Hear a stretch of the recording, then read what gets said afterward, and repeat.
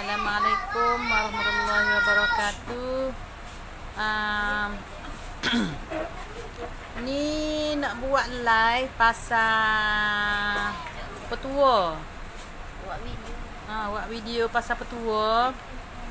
Petua ubat batuk.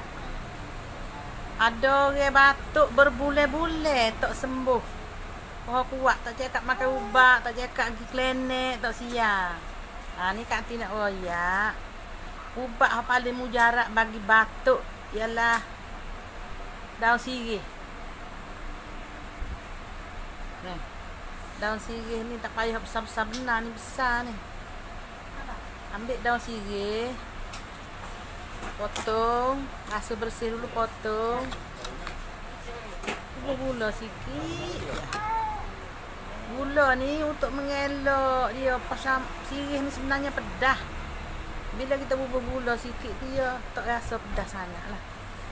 Mama ni bismillahirrahmanirrahim.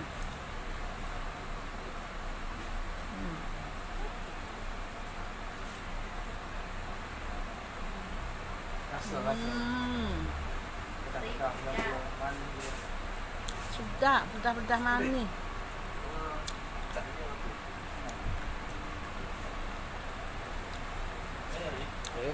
Perleh-leher air sirih tu. Tak payah bubuh pinang, tak payah bubuh kapur, gula je. Kalau orang boleh tahan makan saja gitu, makan saja gitu, tak payah bubuh gula.